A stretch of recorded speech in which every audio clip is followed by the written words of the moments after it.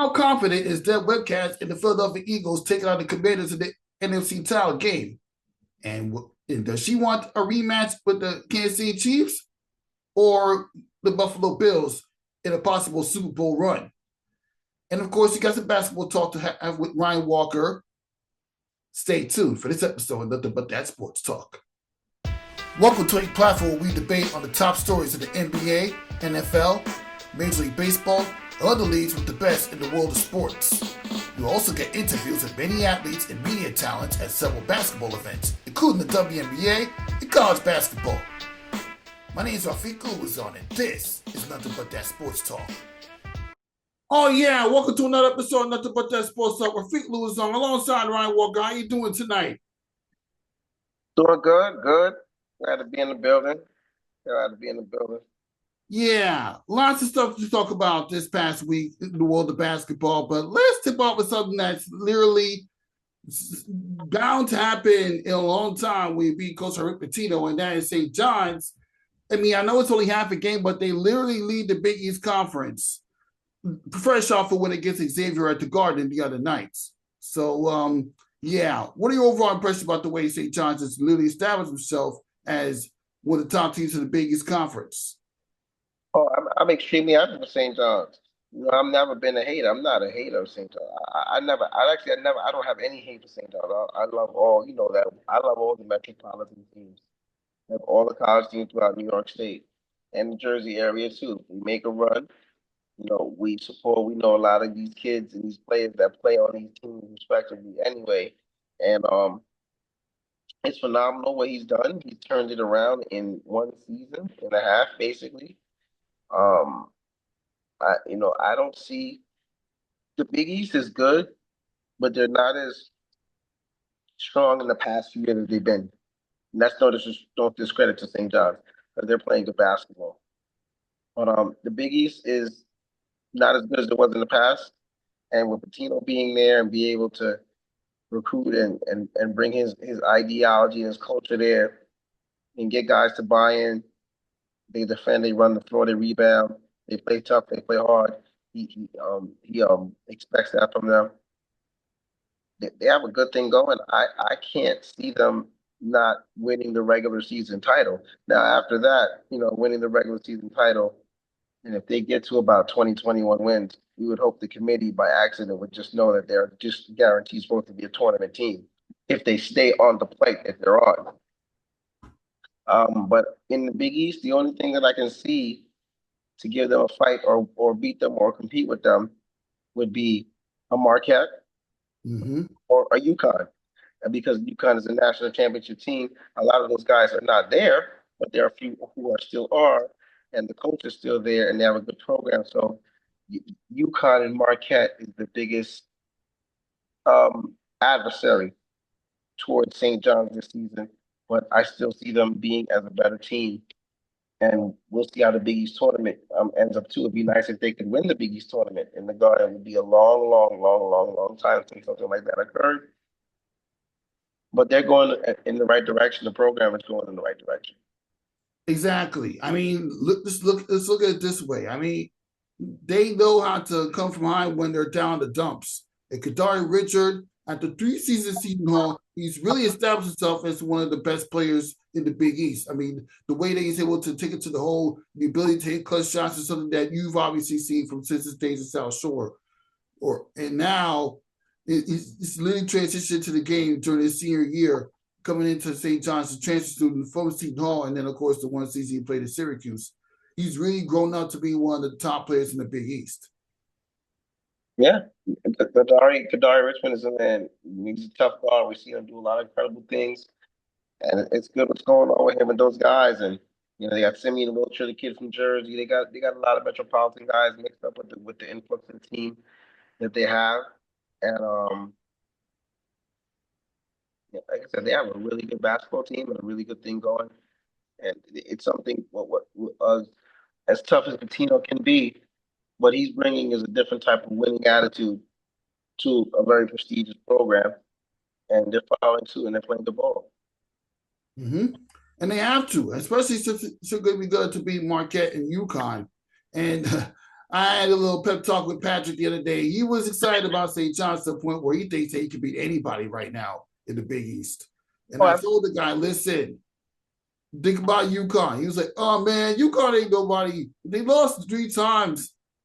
They lost 3 times in the Maui Invitational. They lost to Creighton. I mean, come on now. But they won the championship 2 years in a row. How can you ignore UConn? It was like the UConn didn't really beat nobody to get those wins. I'm like, seriously, whatever. We'll see what happens with the Big East tournament arrives. Yeah, we'll see. That's the only question is, can they get at least a split with Marquette and UConn? Because UConn's a fair champion, and Marquette, it wasn't that many years ago, they won the Big East. Correct. They won the year before. Mm-hmm. Yeah, it wasn't that many years ago Marquette became a Big East Conference tournament champion. But this is getting crazy. I mean, in the year where the Knicks already managed to establish themselves as one of the top teams in the Big East, it was about time that you had some good basketball at the Garden for both of your teams, other than just one or the other. Facts. Mm-hmm. Yeah. Now, speaking of the New York Knicks, the NBA All-Star Stars is announcing Jalen Brunson and Karl Towns both made the starting five. As deserved. What are your thoughts? No, well deserved. Those guys had really good seasons. They deserve to be showcased as all-stars. They made it today with a good other crop of guys. And they'll all get out there and have fun and enjoy it. Well deserved for Jalen Brunson to be a starting point guard in the All-Star game. Mm-hmm. Yeah, I mean, why not? Being that you're the captain, being that you're the captain of the New York Knicks and putting up like 25 points, 10 rebounds, or somewhere around those realms, that's something that will help him a lot. And joining him in the starting five will be Donovan Mitchell, Jason Tatum, and leading vote getter Giannis Antetokounmpo. And for the West, you have Stephen Curry, Shai Alexandra, Kevin Durant, and LeBron James, and Nikola Jokic. But that's fair.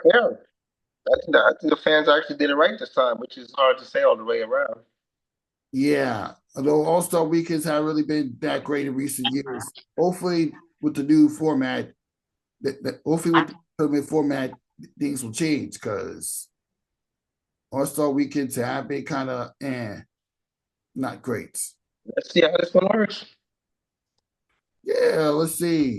Let's just see how it works, especially when you have a 40-year-old LeBron James still having the ability to do one-hand dunks after a blowout win against the Celtics. 40 years old is still playing. Yeah, that guy's LeBron is just absolutely. I mean, what words do you have for that? Greatness. He's 40 years old, bro. It's crazy. He's an incredible athlete. Literally, probably one of the greatest, if not the greatest athlete we have ever seen in professional sports.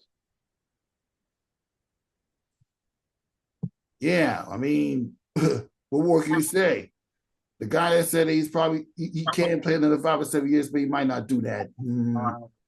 I wouldn't be surprised if that changed because this guy can still carry a team. They just blew out the Celtics tonight.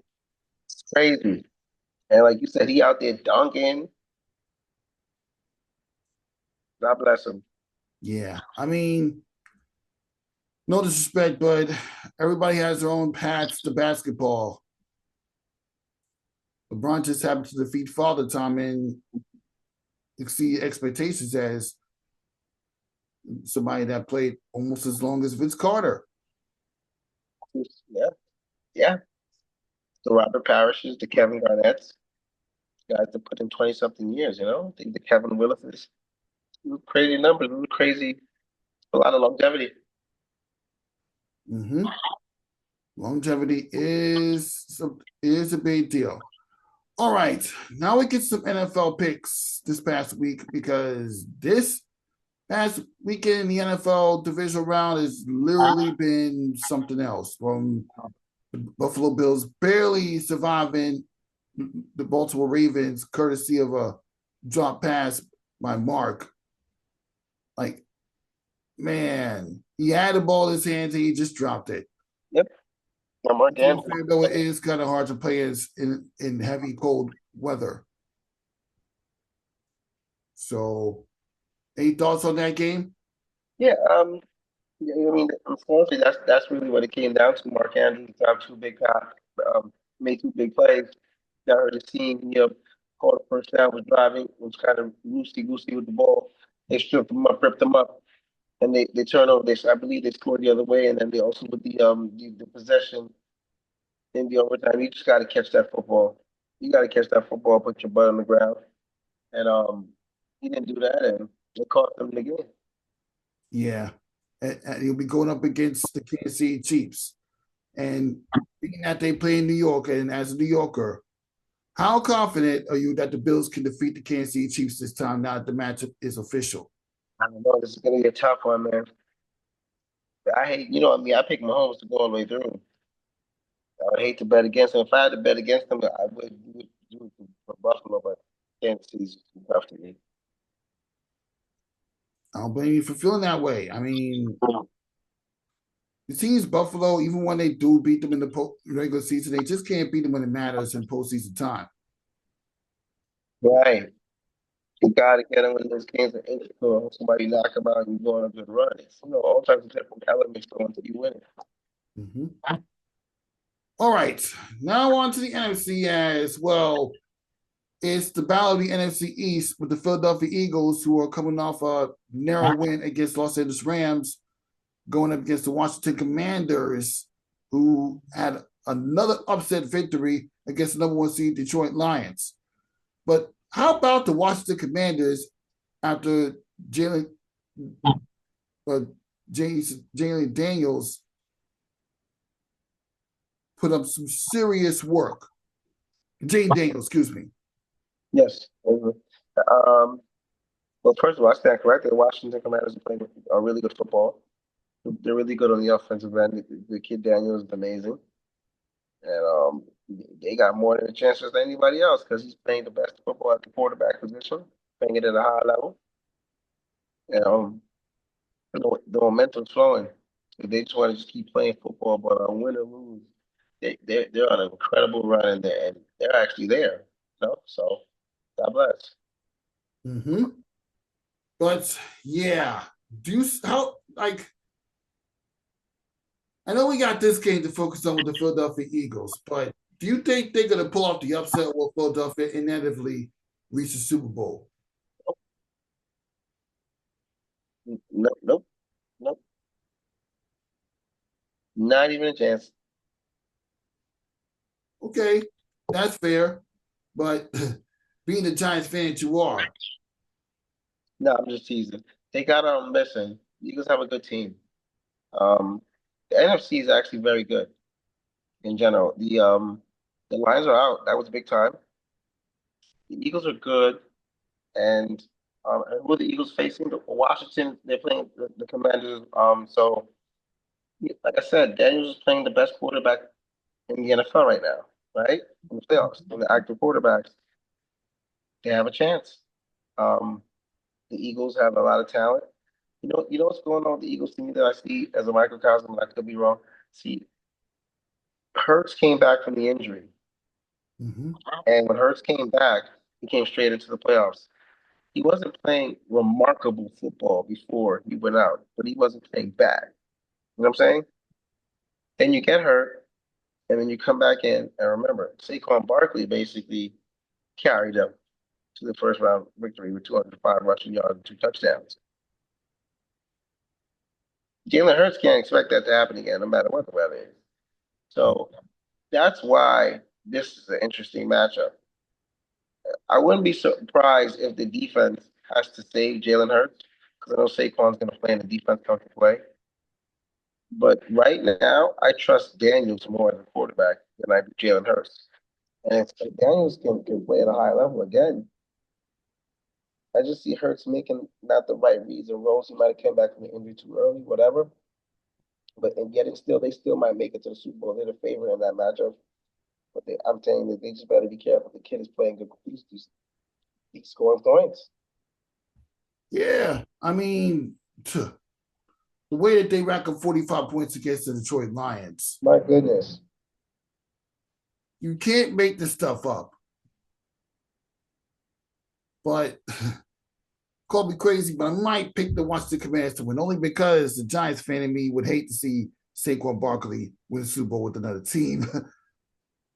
That's fair. I like that. I like that one right there. Yeah, that's pretty much it. All right, that'll conclude this episode. Nothing but that sports talk. Thank you for stopping by, Ryan Walker, and yeah. Oh yeah, quick one before we get off, y'all. Big shout out, What you everybody. have on your end before we end it up? What you have up on your end this past week? Oh man, big shout out to Crunch Time Basketball. You know the family see the shirt already. We did the Richard Brown showcase at Uniondale High School in Uniondale, New York, Long Island. Some very good teams was out there. Southside, um, Garden City, who has a really good team, really resurging. Shout out to the kid Noah Lau, very good left-handed point guard. Um, Uniondale played the home team, Baldwin.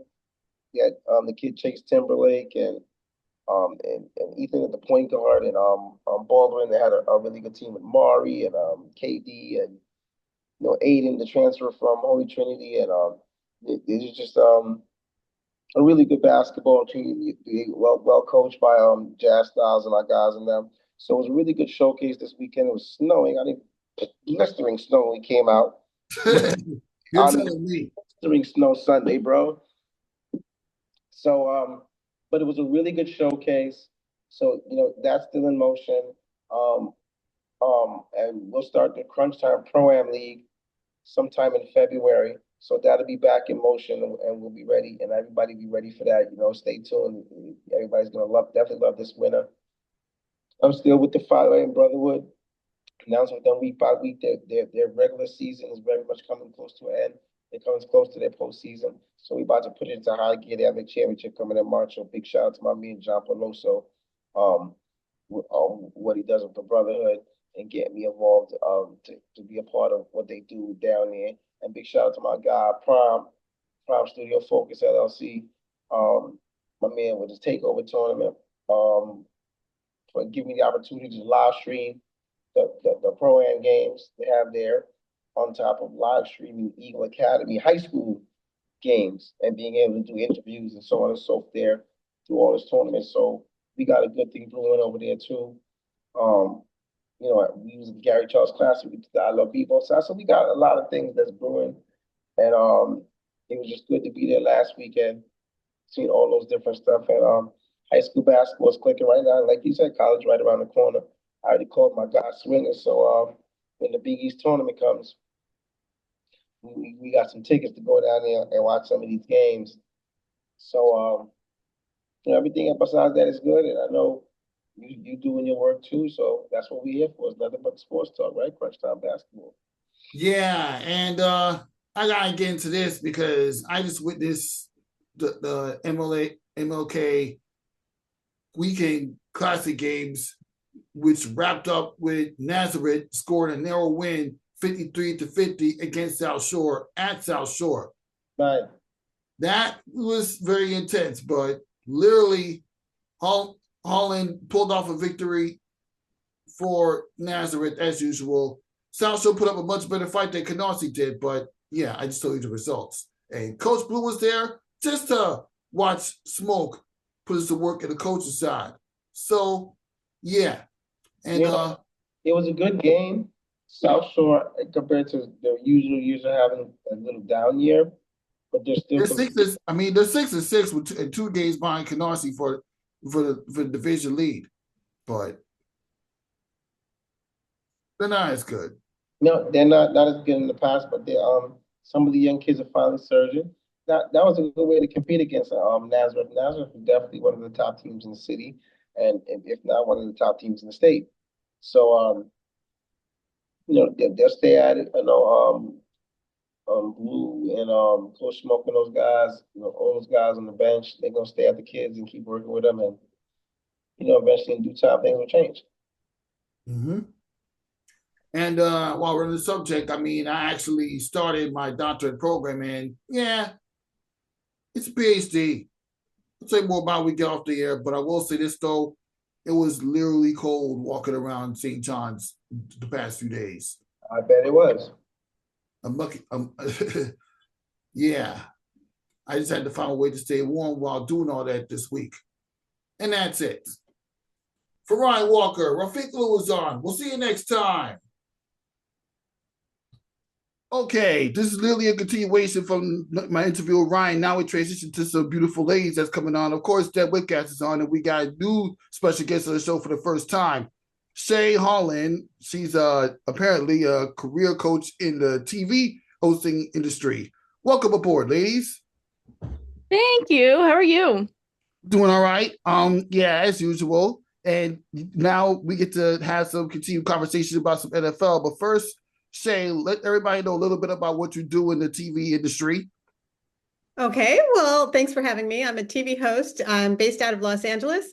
I was doing an HGTV show, and I'm an Amazon spokesperson. And I also work with Deb on a sports podcast talking about taking people behind the scenes of players who are involved in real estate and design and showing people tips that they can use on a much more realistic budget. And she does an amazing job at it too. Oh, okay. So much fun working with Deb.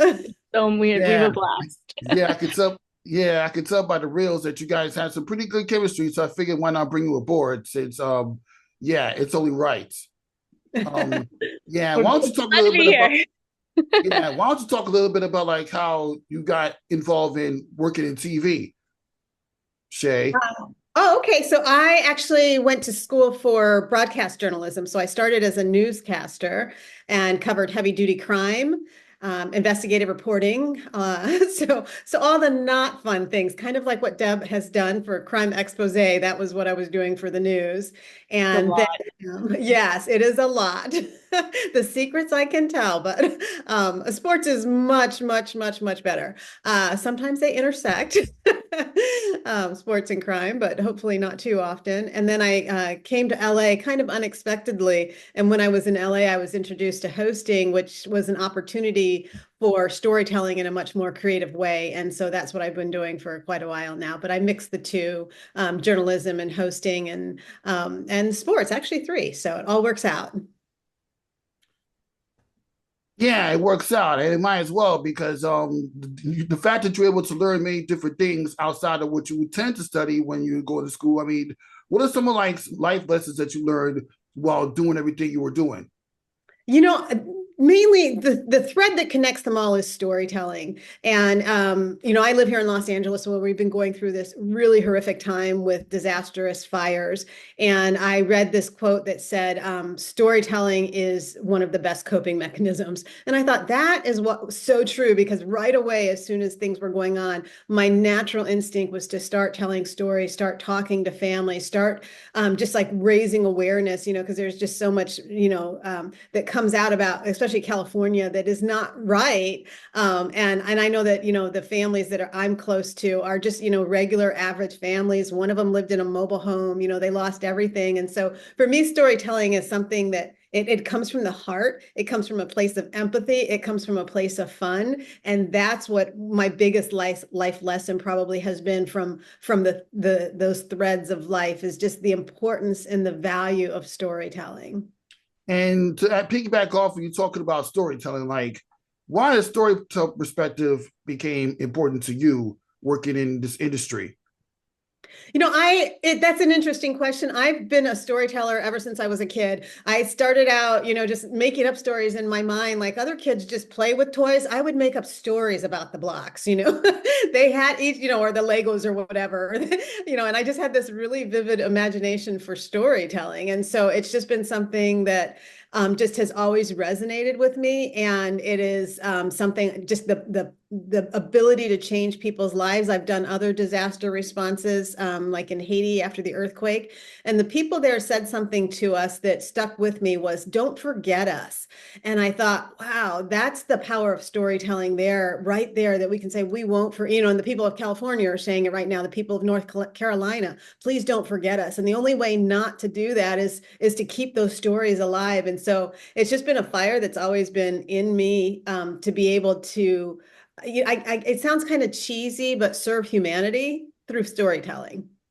Exactly. And is that something that you managed to teach, like people that are learning to like looking to like learn from you in this industry?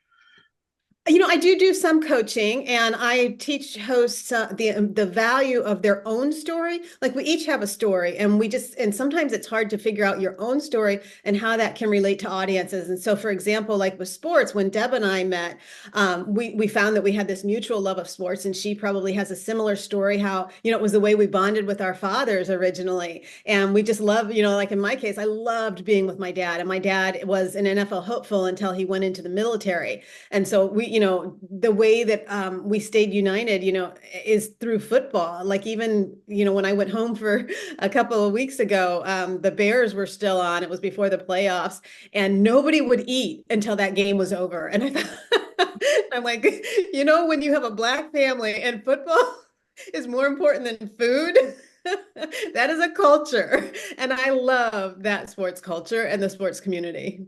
Yeah, exactly. And that's something that you need to dissect, because think about it. I mean, you're born and raised by somebody that actually was an NFL hope at one point before he had to depend on the military in order to actually have some financial stability and have something to talk about.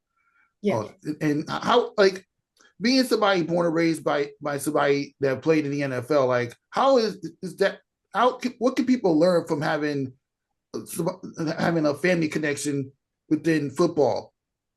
I would say, loyalty. And I know that we hear that with teams, like, even though players don't sometimes stay with a team for very long, when you're with that team, that is your team. That is who the loyalty is to. And I think that's something that my father really instilled in us. And also just to be excellent. Even if you are, maybe third string, be the best third string player that you can possibly be. And so it was always to do it for something from within us versus looking for somebody else's approval. I was an athlete as well, and I was always the hardest on myself. I didn't need a coach being hard on me, because I was the hardest on myself, because my dad had always taught us it has to come from within. And that's also, I think, when, it's easier when you have a passion for something, to want to be excellent at it and to get that from within, rather than needing a cheerleader. I've never needed a cheerleader to do design. I've never needed a cheerleader to go out and run a couple of miles just to stay healthy. It's just the way that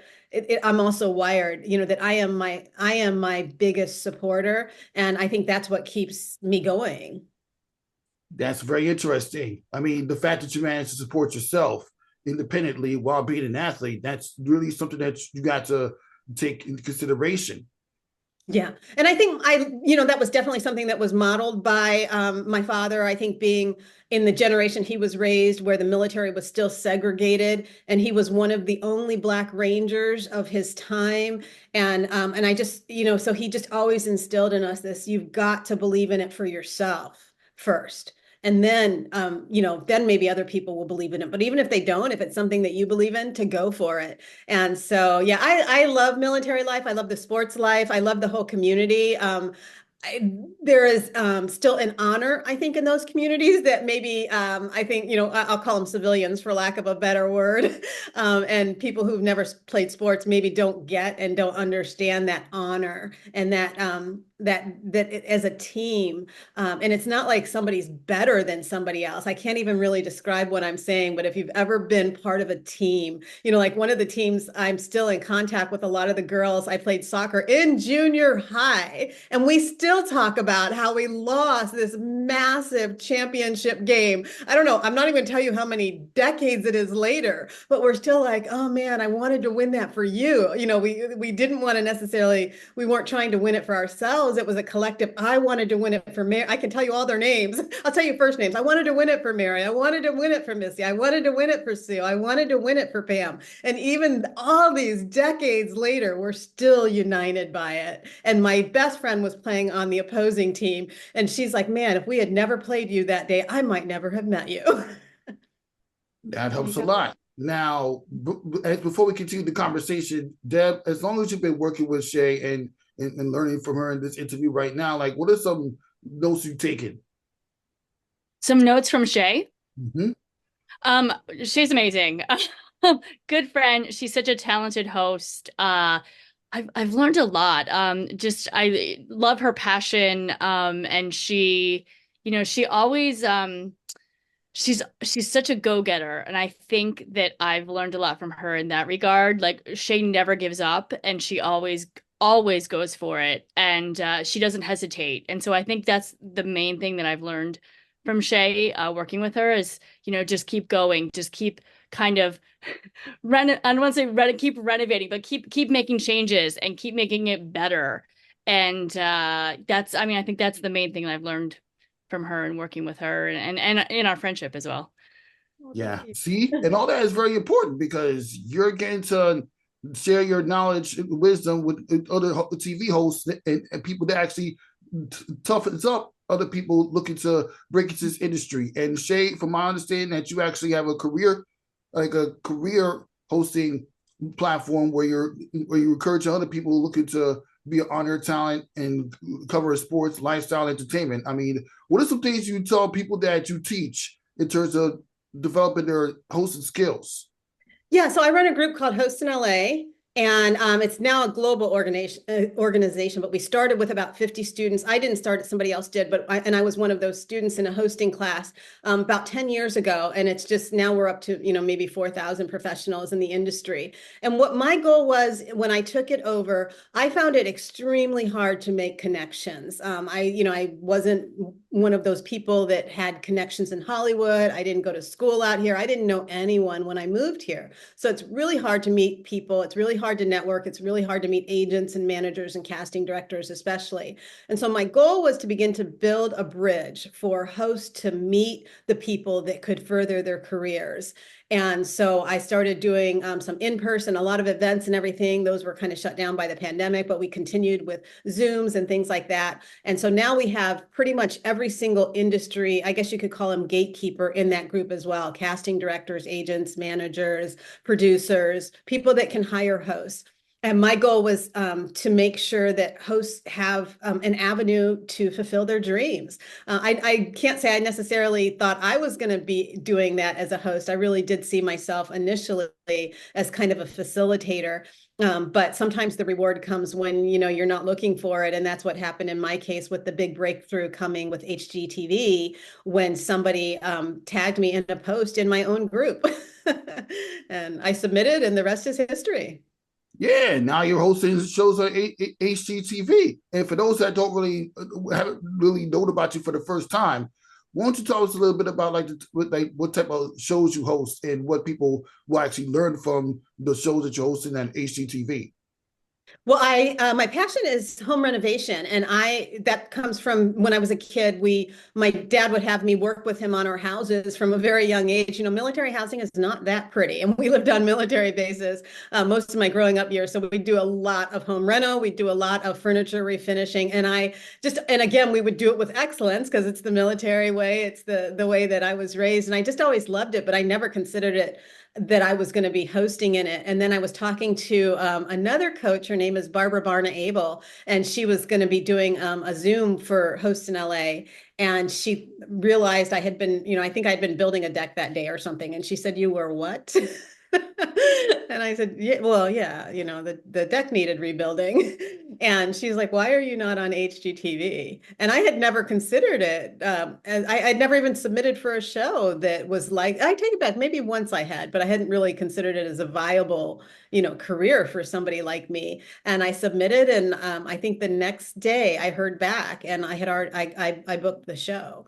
And so, I'm not A sure. couple hours later, I feel like. Yeah, It happened really fast. The most ridiculous story ever, where you go to bed one day and you've never, like, I don't think I had hosted anything of major at that point at all. I had obviously the skills, especially from my TV news background. A lot of it is knowing how to interview, being on camera. A lot of the skills are transferable to reality TV, but I had never done anything in the reality space before. So, but yeah, I heard within a very short period of time. And in fact, my reel, I had gotten in my demo tape late to that casting director for HGTV because I wasn't going to submit because I didn't have a reel that showed me doing that. And but when I got home that night, I was looking at my phone and I saw, well, all my videos are me like doing stuff around the house. It's me building this deck. It's me, putting in this fence or whatever. And I'm like, I can string all that together and create my own reel and just sit down in my own living room and tell my story and intersperse it with it. So I made this, homegrown demo reel. It was 1 minute and 30 seconds. And I sent it in, but it was late, but they got it. And the casting director decided to send it with her top choices to HGTV. And by the time she was able to reach me several hours later, HGTV had already gotten back to her and said, she's our choice. She's our top pick. So I never had an audition even in person. I never met anybody. It was just the right time and the right place.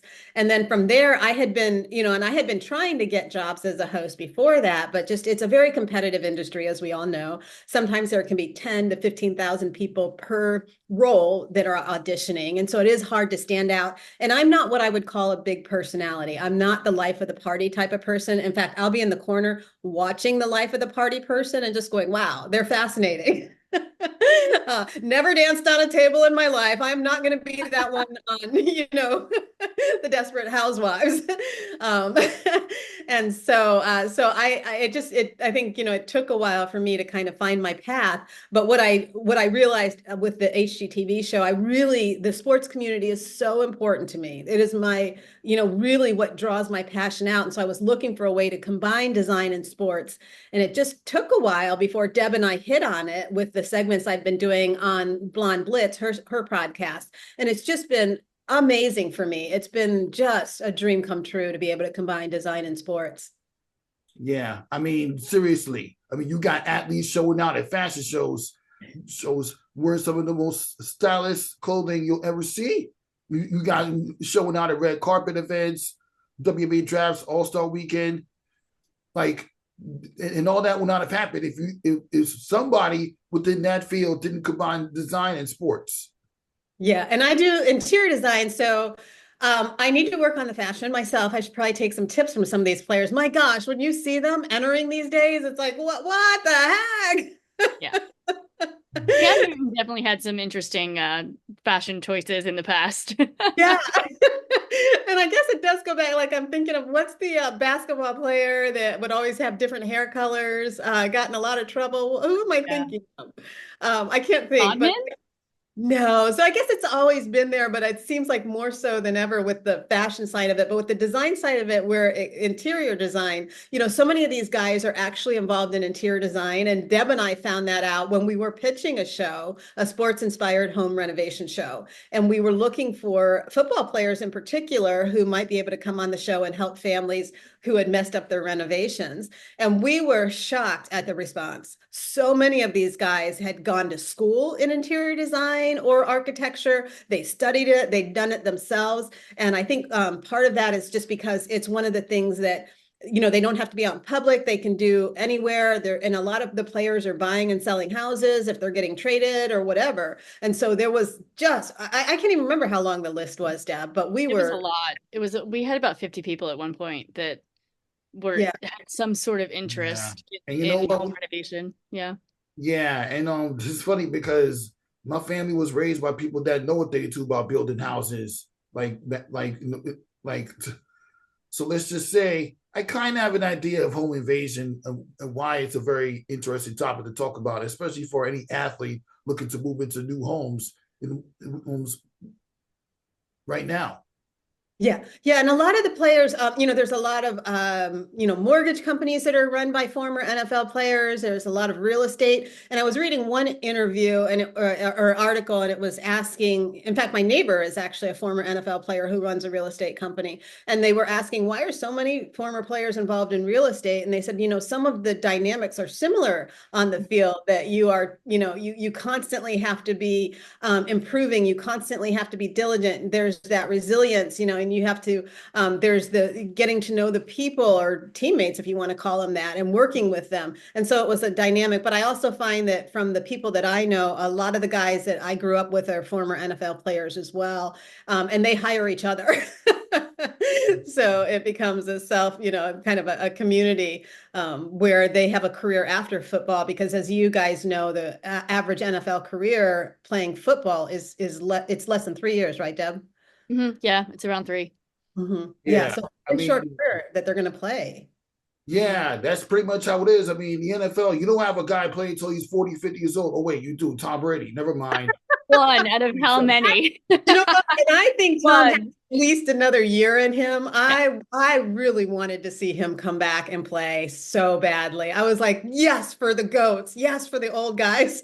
And I hope that we could see more players involved in sports at a professional level, because I think we are healthier than ever in this generation. I think we're much more focused on it. And so I hate when that age becomes a factor. Yes, there's a lot of the aches and pains and the body starts slowing down, but let that be the barometer rather than some arbitrary, oh, you're 35, you got to quit now. Yep. It drives me insane. Well, and Pete Rose played into his 40s. I mean, granted, that was baseball, but he still he played well into his 40s. So it can be done. Athletes can do it. So, baseball players do it all the time. Granted, they're not getting hit by Mack trucks on the field every day. Yeah. But it's a little different game.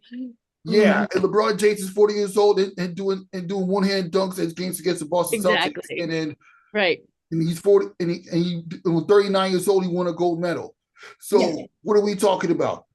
What are we talking about here? You mentioned something about how when players don't have the longevity to continue playing in the NFL, you find other ways to get involved, not just with the NFL, but the communities. Right. Home invasions is one major topic that needs to be discussed, because how are we going to know how a house is built in certain areas? Mm-hmm. Yeah. And the challenge there is just oftentimes, like I work with several clients from the NFL, but the budgets are so different than what most people have, of course. And so there is, it's almost like two different worlds in a way. And I learn a lot from my NFL clients because they've got budgets that I don't have. And so they, teach me about artists and artwork and sculpture or whatever, because they have the finances to say, oh, well, there's a piece I want in Paris. And I'm like, well, I can save up and go get it for you. They're like, no, we'll just pay you, go get it tomorrow. So the budgets are very, very different than the average person. So I will say that, there are some things definitely to learn, but it's just like, so for me, it was more about the community and like the people that I have been privileged to work with. Somebody asked me, is it difficult? Are they divas? And I said, no, and I think the difference is that, they're a bunch of Midwesterners, first of all. And, the Midwestern schools are a pipeline to the NFL. And there's just a different mentality in the Midwest. It's just not a diva country, unlike LA, where that's part of ingrained in the culture. And so I have not found that to be, it still can be that community that is very humble. In fact, my mom, she cracks me up. I'm going to tell a story about her. She'll probably get mad, but she, we've got these players that I grew up with are millionaires and billionaires. And she'll be like, why they got to walk around in ripped jeans? Like, she wants them to look like millionaires and billionaires. Listen, you got rich people that walk around in jeans. You have like 5 pockets into the pants. Like, seriously. Yeah. Which doesn't matter to them. I mean, it's especially where, back in the Midwest, it's cow country. Like, why are you going to dress up? 20 years ago, teenagers and adults, you only have 2. Just on the side, and that's it, in the back. Now Deb will dress up no matter what. I will say that. I do, Me? Deb. Yes, you. I like to dress up. I don't dress up as much as I used to, but yeah. When I have the opportunity, I will absolutely like dress to the nines. Yeah, I know you have the opportunity. Well, let's get to the topic as well. Me and Deb went over this the past few weeks. I mean, she talked about how the LA wildfire affected homes throughout the entire city that you're back in. It's good that you find that your home is not affected. I see. Yeah, your home don't even look like you were in a wildfire.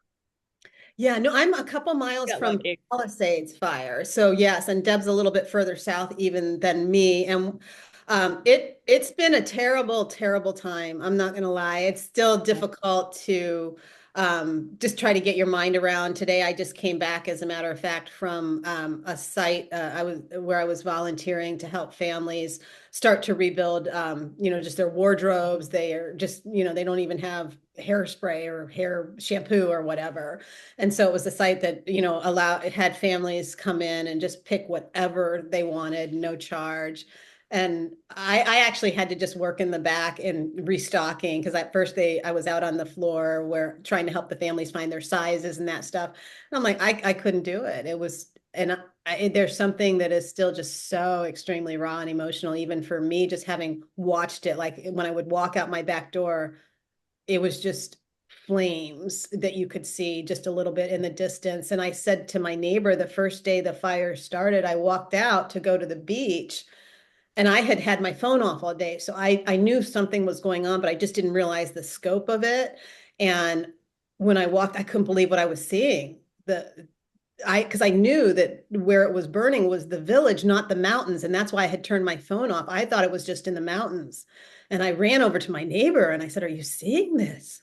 Like maybe something was wrong with my eyes." And he just looked at me and he said, "Yeah, it will all be gone by the morning." And so we knew right away that it was bad. Yeah, it was really bad. I mean, I've heard stories about it, and Deb told me about how most of her friends live in Los Angeles are affected by the wildfire. It was a very serious time to live in, if for those who live in Los Angeles. And we share our sympathy and condolences to the victims of the LA wildfire, because we understand that this is a very serious situation going on. Literally 5 years removed from Kobe's passing, but that's a whole different topic for another day. But the fact of the matter is, this is something that you can't really just ignore. I mean, it's affecting sports games that either got postponed to the day or moved to the city. I mean, the LA Rams had a playoff game moved to Arizona because of the wildfire. And so the fact that teams found a way to continue their games with that going on, Yeah, you gotta be thinking that, how is the wildfire? What do you think about the wildfire's impact in sports? I know that people think California is a bunch of, rich people, a bunch of rich athletes, a bunch of rich celebrities. And part of why I wanted to tell stories was because I know, the areas of Palisades and Altadena, and they're not, Altadena is an historically Black neighborhood. And I was listening to a press conference tonight, and they were talking about the generational wealth of Black families that was lost. Families that have had those homes for decades and decades and generation after generation. And the same in Palisades, where yes, the land now is worth a ton, but it wasn't at the time a lot of these families moved in. And some of my families that lost everything, there was a huge mobile home park in Palisades. The entire mobile park is gone. It was 200 mobile homes, and the press doesn't report that, because that's not the glamorous side of LA, but that's the reality. And so as far as sports, the Rams training facility was not far from where another fire broke out after Palisades and Eaton had already started. And so the players needed to be evacuated with their families out of, the danger zone. And what I loved about that story was that the Cardinals were immediately saying, they're one of the few teams I think that has their own private plane. They said, we'll send our plane. We'll begin evacuating the players, their families, their pets. yep. They were explaining it. It looked like Noah's Ark with their. Yeah, they're like, we're not leaving the pets behind. And it was one team helping another get those players out, not because so much there was a game. Yes, that was important, but because they said, then that way, if we get all those players and their families out, the community can have any hotel rooms that they might have taken over too. So it became about the community. It became about teams. They were no longer adversaries. It was this beautiful display of humanity off the field. And like I said on Deb's podcast, yes, the NFL wanted that playoff game to go forward because that's money, that's bank. But at the same time, behind the scenes, you had people that just were pouring their hearts out to help each other. And I know that a lot of the players are, donating from their private resources. We've had stories of, players directly impacted. I think we'll probably start seeing a lot of them. I'm hoping we'll see a lot of them maybe showing up on some of the volunteer sites that are still operating and will be for some time, helping families that have lost everything. And so it's just, that's been the silver lining, has been seeing a different side of sports. I think that yes, you hear about players having, they a lot of them have their own nonprofits and a lot of them have their own organizations, but I don't think we really hear about it on the level that we saw with what happened recently. And I think too, NFL, donated a bunch of money to all the, people who've lost their houses. And also too at the Eagles game when the Eagles played the Rams, I was there obviously, and the Eagles donated $500,000 to LA and to the LA wildfires. So that was nice to see that too. When they were visiting. So yeah, and one of my favorite moments of that game, Deb, you were there when they did the moment of silence for LA. Yes. And it's so powerful. There's a video on Deb's podcast from, I think, last week, if you haven't seen it, where, they dedicate that moment of silence and they release the eagle. And I did not cry. Well, I think we even got choked up on the podcast talking about it. Like neither of us could talk about it. It was so powerful. And the Rams players were wearing LAFD shirts most of the night for LA Fire Department, because the fire departments have been absolutely putting their lives on the line. This territory, especially in Palisades, man, it's my hiking grounds that were destroyed. And I'm like, how are they going up there with all that equipment and those hoses and that heavy gear and the winds? And oh my gosh, I don't even know how. In fact, I was just over there the other day again, and I'm like, I can't, I don't even know how they're doing it, and they're just going without sleep and just trying to help people that they don't even know. That's just amazing to me.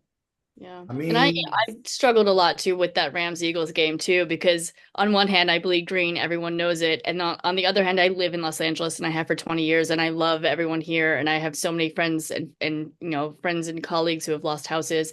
So I really wanted, I wanted the Eagles to win because I'm a fan, but I also wanted the Rams to win because they were doing it for the community, and they were doing it for LA. And honestly, LA really needed it at that time. They needed that win, but whoever won the game made the best team win. That's kind of how I looked at it. And but yeah, no, like Shay, like you said too, with the firefighters, like they're putting their lives on the line, and they saved so many pets and so many lives, and completely thankful. Yeah, and I was really cool. Yeah, sorry. Oh no, I was just gonna say that it kind of goes back to where we started. Was just the way that sports unites a community, and just even like for my family, at the hardest times, the reason I've wanted to do a sports and design centered show is because it was the sports community that has always carried my family. Like when my dad got sick, he had dementia, and so sometimes he couldn't remember our names or his surroundings, but he always knew when it was Friday night. And the reason was that's when you go up to the high school and watch football. We're a small town. Friday Night Lights is very real where I'm from. And it was, and the sports community would just treat him like a hero. Here he is every Friday night showing up for the games. And because he had coached so many of the kids and their kids, he was known throughout the community. And Friday nights were, and still are, incredible. Just that community. Yeah. I think during COVID too, NFL football was the only thing that saved me, at least. And I was so excited to see the draft, and I was so excited to see games on TV, at least, even though there wasn't people in the stands. So yeah, I agree with you with, sports brings everybody together, and it's a little bit of an escape too. I feel Oh, like. definitely. Absolutely. No Yeah, doubt. seriously. I mean, it feels like anything happened in LA is always like one of the center of attention, including the COVID pandemic. And obviously, we're going to get more into your experience going to that Eagles game in 100 in negative 100 degrees. It wasn't that bad. It was 30. Negative 85 degrees then, Deb. It's expression, Deb. We know it's not that cold. But more to that, and I kind of mentioned the Kobe Bryant thing earlier in the conversation because we're literally 5 years removed from the passing of Kobe Bryant, and 5 years. That's really one of the most devastating deaths. Which it's obviously more devastating than the LA wildfire experience today. And I mean, I know it has nothing to do with what we're talking about on the show, but I'm bringing this up because that's something that we need to keep intact because he was an important figure, not just Los Angeles, but the communities across the planet. And Kobe Bryant's death broke the internet. Yeah. In a wide variety of ways. Yeah. Yeah, that was really, yeah. I remember getting the news or hearing it and just, yeah, it was absolutely devastating, and especially, I think to this day, it's debated, should they have been flying that day and those kinds of things. And that's, I think the saddest part is, there's so many answers that we'll probably never really know. And the same with the fires. We might find out how they started, but maybe not because there's so much, that was destroyed. And I think sometimes that's the hardest thing. You just have to move on at some point and say, we're never really going to be able to answer that for sure. Like with Kobe, I don't know that we'll ever really, be able to know what caused the crash. I mean, even though there were speculations of how it happened, but the fact of the matter is you crashed and burned. I mean, the burn may not be as big as the burns that you deal with wildfire right now, but I'm bringing this up because these are stories in Los Angeles that broke the internet to a point where the sports was very affected. And of course, COVID affected literally the entire world population. Right. That's another internet breaking moment that happened in 2020. Now we're halfway through the decade. We had the LA wildfire to start off 2025. Yeah. And most of the houses, most of the woods that were used to build houses couldn't really take the fire along with the flaming trees. Mm-hmm. Yeah. Yeah. I think, we'll definitely see some changes, but this was an extraordinary event. Yes, in fact, the president is here, going over some ideas, talking about it. One of my ideas, I'm like, I'm going to write the president, I think, because I'm like, maybe they should do where if you live in some of these fire-prone communities, or I live in one that may flood from the ocean, what if we started volunteer training for disaster response? Because one of the things was they said there was not enough manpower. Well, if we live in these areas, then maybe we do regular training and we get a tax break of some sort. It doesn't cost the government money. We get a tax break. And then if we're called to duty when there's an emergency, maybe then we don't pay taxes at all that year. You can get really creative. I'm like, this is a season and a time, like get rid of all the garbage, Democrat, Republican, this, that, whatever. It's a time for some creativity. And I'm getting kind of excited because I'm like, man, maybe through telling stories, maybe I can be a voice and we can test some ideas out. It's a time to test things, it's instead of just doing things the same way we've always done them. That's why I love design. I always get to experiment and I get to create and I get to try things out. Some work. And when they work really well. And when they don't, I'm not going to tell you. I tried. I don't try that again. But I think this is, a time to, I would love to see some, like I said, some of the retired or the players that are kind of, not going forward in playoffs or whatever. I would love to see them getting involved at a different level. Just even, some of them have genius minds. We don't hear about that either.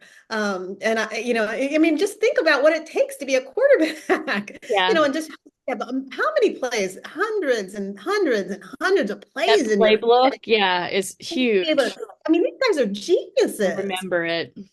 Yep. And I would love to see, them, integrating into the community, some of that rather than us just, I feel like it's a time when we can begin to in a great way remove some of the, oh, he's up here and I'm down here, or he's a celebrity and I'm over here. Like, I hate all that crap. And Yeah, so you can't I'm differentiate. I mean, we're all human beings, no matter what status you live in. I mean, how many people, no matter what we do, how many people watch our work? Yeah, yeah, yeah. So don't get me on my pulpit there. I know it's a bit of a pulpit. But that's what I loved about Palisades, for example, that has now burned down. I spent most of my time in Palisades was because it was a bunch of people. What united us was a love of the outdoors, like that, to hike there. And what always amazed me is that you could literally stand in, I've been here since before there was even a village there, since the shopping was there. And you could just literally stand on one side and to your left say, hey, do you want to go walk down to the beach, or turn to the right and go, no, let's go to the mountains. And you're in the mountains. It just, so it had nothing to do with, social or political or whatever. It was a place where it was just people that really didn't want city life like me. I'm not a city girl. So yeah, so I feel like this is a time though where people have grown a little bit tired of the divisions, and something like this fire is definitely showing the community wants to come together. The places where I'm volunteering, they've had to turn away people volunteering. We have too many people wanting at every single organization I'm involved with. And I said today, yeah, exactly. But you have to get back to your community. I mean, if you have a friend that's affected by this wildfire, you have to get back and show that you're willing to do something about it, because it's a serious situation, like I said. Yeah, and you mentioned Kobe, earlier, and that's one of the reasons he was so beloved was, his organization and with his daughter and everything, that he understood the value of it. And I think that that is really coming back to sports for sure. I think that even though, and some of them are really trying to use their celebrity in a way that, helps people. And a lot of that is behind the scenes, but I think that it's so important and so crucial that if you do get the opportunity to have a platform, whether that's sports or media like us, I've always wanted to say, okay, how can I use this platform to help others? Not so much, if I wanted to be famous, okay, sure, I could do Bravo and become a bigger personality. But that's not what's going to fulfill me personally, at least. So I can't speak for everybody in media, but I'm really starting to sense a difference in both sports and media. Yeah. Shay, you mentioned the players using their platform, like the Walter Payton Man of the Year award that's given out every year to a player who gives back to the community. So, and I do, and obviously on the Blonde Blitz, I interview a lot of the players, and mostly former, but almost all of them have some type of charity or some type of nonprofit that they, and I obviously love talking to them about that, because that, means a lot to me. I'm, just to kind of get their story off of the field too, Yes. Yeah. And I love that about your podcast and what you do, Deb, because it introduces us to them. And I still, think about the one that is doing the flag football, and you brought the girl on that, is able to now support herself because this, I think he was a former player, wasn't he? I'm not sure. But at any rate, he's supporting women in sports as well. A lot of them are starting to support women in sports. And I know that Patrick Mahomes gets a lot of crap, which he deserves.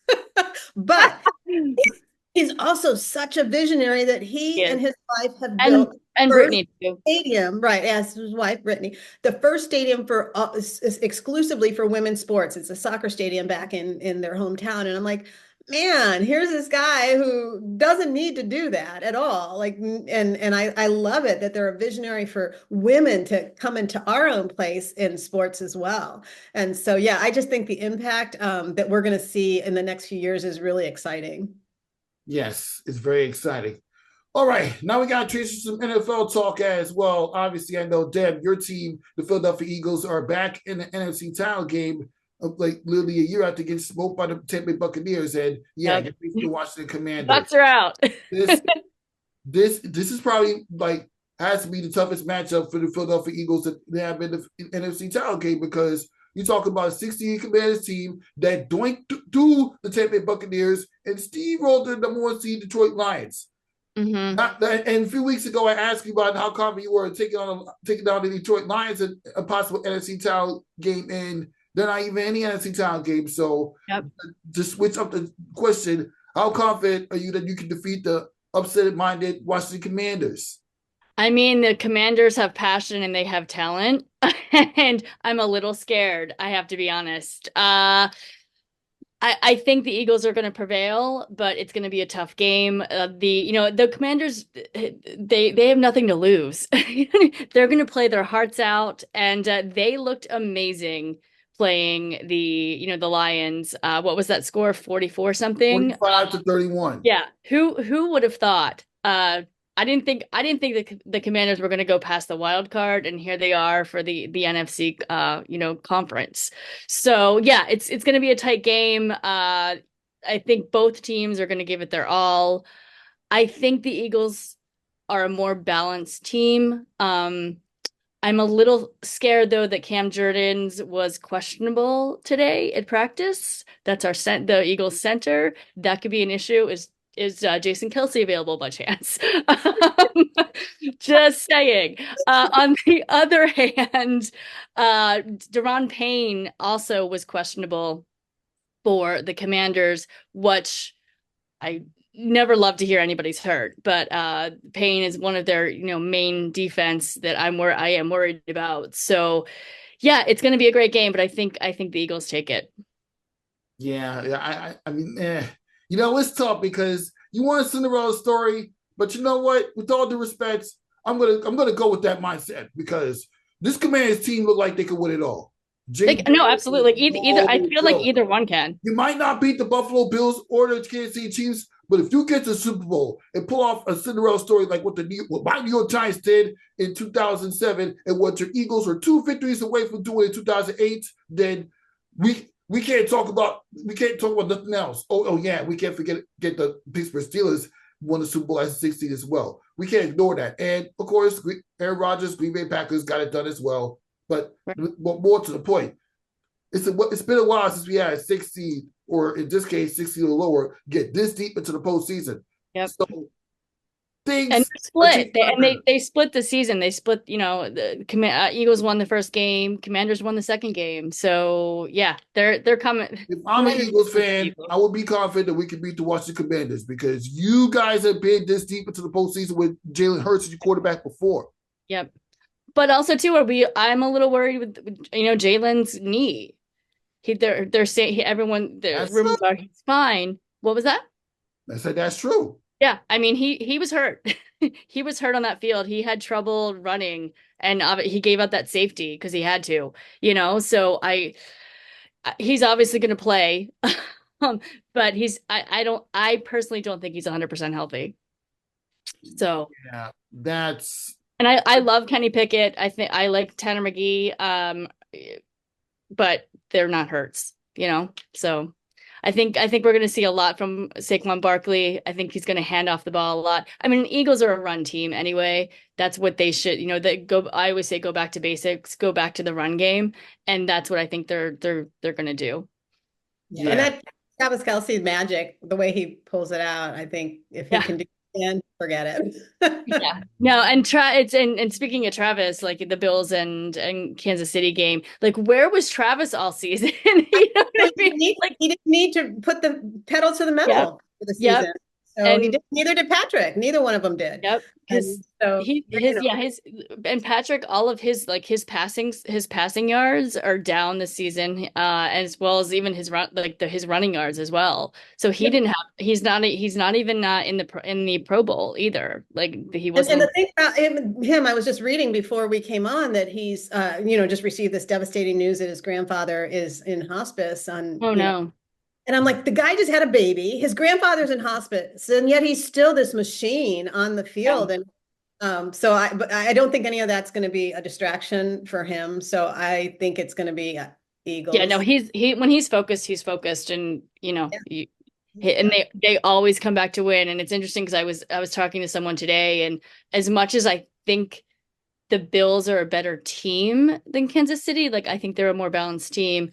Kansas City always finds a way to win, and everyone's like, "Oh, the Bills are going to take this. The Bills are going to take this." And I was like, "I think that every time the Bills, it'll be Kansas City yard by yard." When the postseason come, Kansas City redeems himself for the regular season loss. Yeah, they were not exciting to win. And I was just getting ready to ask you: do you think the Buffalo Bills are going to beat the Kansas City Chiefs? And which team do you want to face in the Super Bowl if the Eagles get there? I would love it. I would love for it to be Bills Eagles. I think it's going to be Kansas City Eagles. Oh, you want another shot? You want another shot at the Kansas City Chiefs at the I want a revenge game. Okay, that's nice. The 49ers had a revenge game, and look what happened to them. Stop. Now you're on my team. Oh, you a 49ers fan? That last Super Bowl. Ah. Oh, you a 49ers fan? Oh, I know. tough job. I'm like my little baby Brock. What about the Kansas City Chiefs' crazy comeback victory? That was insane. Yeah, that still hurts. If you mentioned that in San Francisco, you would probably still get tears. Oh yeah. You're a 49ers fan? Oh yeah. I used to live there, so and it's the 49ers are home. The 49ers feel like home. It's such a small town, 7 by 7, miles. The 49ers are home now.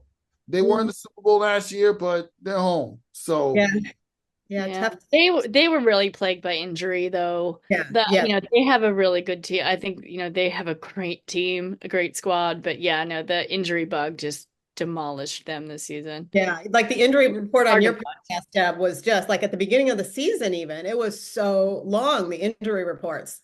Yeah, for the whole. I had so many of the players on my fantasy, and everybody got injured, and I was like, "Whoa!" I didn't even come close to winning because of it. Yeah. Now, Shay, since you're in part of the NFL discussion, which team do you want? Which Super Bowl do you want to see between the four remaining teams? None of those remaining teams are ones I wanted. I was really hoping the Steelers would pull out some miracles as well, and obviously that didn't happen. So I'm gonna have to sit down and write some notes to myself. I'm going to do the list. So I can't say right now for sure. Deb kind of gets me on the Eagles wagon, but I can't say it's in my heart though. Look at the we won't hold that against you, Shay. Everybody I would want is gone. So got it.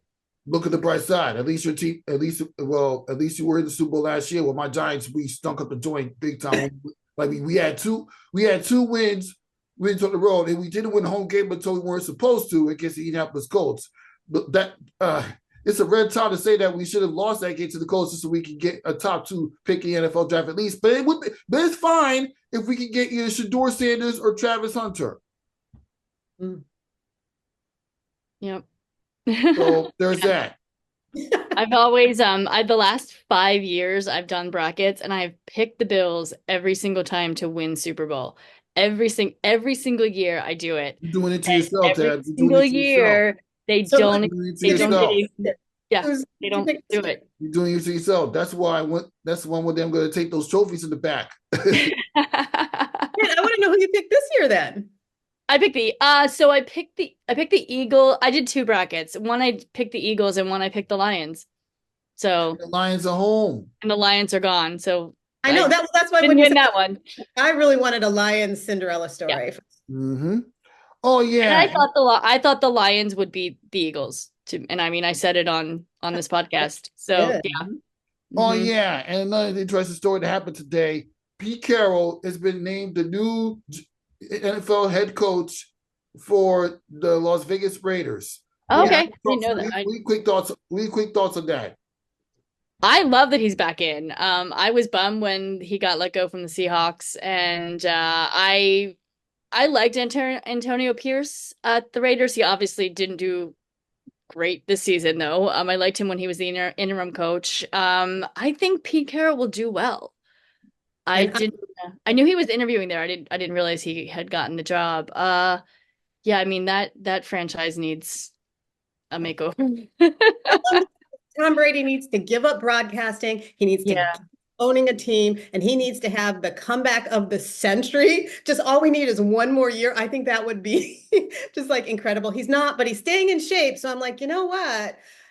I hate to say this, but if Trump can do it, man, maybe we got to. Do you think Tom Brady is going to come back, or do you think? I want him to. I'm like, because you know what? He's fine as a broadcaster. He's okay. I'm not really that into it. I hate to say, as a broadcaster. Yeah. And it conflicts. I mean, he's part owner of the Raiders too, right. So he can't really give us the juice. Broadcasting. So it's not been as Abilities. interesting as it would have been. So I was expecting a lot of inside stories, a lot of the inside scoop, and he's not allowed to give that. So I'm like, like, no, no, no, no. But yeah, so anyway, I got us off on a tangent there because, and Jason Kelsey's show is not, that one needs to come off too. Some of the guys can transition to broadcasting and media. Well, you have great host intellect, so you know who fits in host industry and what those don't. I mean, you have great host intellect. You may not have a football career that well up to your 45 years old, but you do have good host intellect. So only you would know if Tom Brady's fit. I mean, Tom Brady's more calm as an analyst.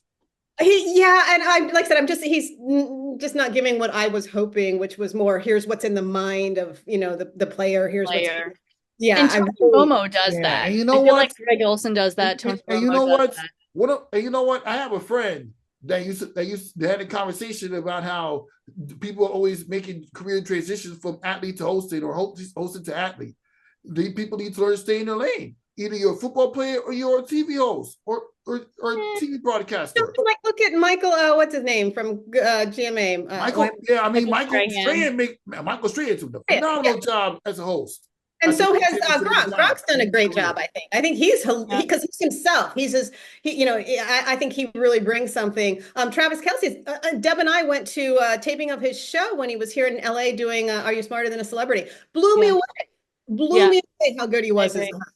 And I think him and his brother together.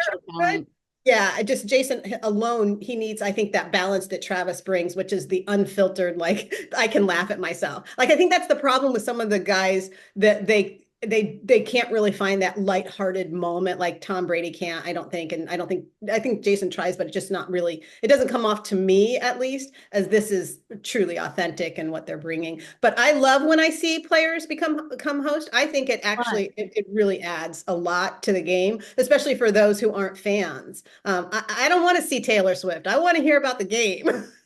Yeah. And I think Nate Burleson does a great job too. I think he's a former player who transitioned into media and has done a great job too. Yeah. So. Yeah. And Deb does the best job of all. I've learned so much about I have never seen somebody who does the research the way that Deb does her research. Like, even though she's an Eagles fan, she is like research, and can talk about it, as you see. That's why she's on podcast after podcast after podcast. So the NFL just needs to hire her soon. She did cover the Super Bowl a couple of times. Yeah, I went with her. She got me to go. Yeah. We went to Vegas. I'm probably gonna go this year. Too bad I can't, but that's a whole different story when we get off the air. But Deb's going. Yeah, I'm going. I'm there for the whole week. I'm starting Monday. We'll be more excited to celebrate a championship, another Eagles championship when you're down there. I'm going to be excited in general, but yes, no matter what team goes, I'm going. Yeah, there's nothing like you, everybody, and the pressers. But no, I will be even more excited if the Eagles go. Yeah. Okay. Now we got to transition to the breaking news I just saw, literally, as the Cowboys announced the new head coach to replace Michael McCarthy. And it's a guy named Brian. I'm not even going to pronounce his last name. I'll just say Brian S., the offensive coordinator for the Dallas Cowboys. That makes sense. Yeah. He's the offensive. He's the OC, so that makes sense to bump him up. Coach. I heard the rumor that he was going to be. Jerry Jones says he ain't Bryant no more. He is now known as the head coach of the Dallas Cowboys, as read by Adam Scheffler. Yep. Bryant, I'm not even going to try and pronounce the last name because it looks tough. It's I have it here. Hold on. Yeah, I have it on my notes. Sure. That sounds something else. But what do you think about the Cowboys' new head coach? So I love that, to be honest, because I know they interviewed Kellen Moore, who's the offensive coordinator for the Eagles. So that means he won't be leaving for a head coach position for Dallas, at least. Hopefully he doesn't leave for anyone and he stays on the Eagles because we love him. Mm-hmm. Shay, what you think? I loved him with the Chargers because I covered the Chargers last year. He was the OC for the Chargers, and then he moved to the Eagles, and that made me super happy. Well, this is where I throw it back to Deb. I'm willing to admit when I'm not familiar with somebody. Unlike Gronk, have you guys seen that one where they pretended a player was like really famous or something, and they made up a name, and they're like, Gronk, how's he gonna do tonight? And Gronk like tries to go with it, and they were totally punking him. It was hysterical. Funny. Oh my God, because he didn't realize who he was. Like, it was just No, some. they completely make the player. So I'm not gonna even try and go with this one. I'll just admit I'm not in my lane. Funny. Well, and the Dallas, they interviewed Kellen Moore. They interviewed New York Jets head coach Robert Saleh, Saleh, the Seahawks assistant head coach Leslie Frazier, and then Colorado head coach Deion Sanders, of course. But no, I guess the offensive coordinator got it. That's yeah, great. I mean, it only makes sense. He's literally the coordinator, and he's a 10 coach in the Cowboys franchise. They missed the playoffs this year. They missed the playoffs every year. You went in the playoffs. No, they were in last year, but they won the NFC East last year. But they haven't gone far in like 10 years. So you saw what happened to them. No further than the division round ever since they won it all in 1994. Has it been since 94? Yeah. Yep. Yeah, it's been a long time. You wouldn't know it by the fans, but yeah. No, that's why I was like, are you sure it's 94? You know, just because it's just such an institution. It's such an empire. Yeah, you know, yeah. to this day. And throughout the podcast that I've done, I was like, I love the Dallas Cowboy cheerleaders show on Netflix. Like, that was what I took away from the season. That would be my guilty pleasure. Like, I turned in them one night and I'm like, wow, what they go through. We never hear about it. The actual players on the field were not this season, but the cheerleaders were fantastic. Yep, fantastic indeed. Yep. Now wrapping this episode, nothing but that sports star. Thank you for stopping by, Shay Holland and Deb Whitcass, and pretty much can't wait to see what you guys do together, and hope to bring you back soon. Thanks for having us. And don't worry, we're gonna run it back when you guys come back for the Super Bowl. Sounds good. Yeah. We'll talk to you soon. For Shay Holland, Deb Whitcass, Rafiq Lewis on. We will see you next time. Go Birds!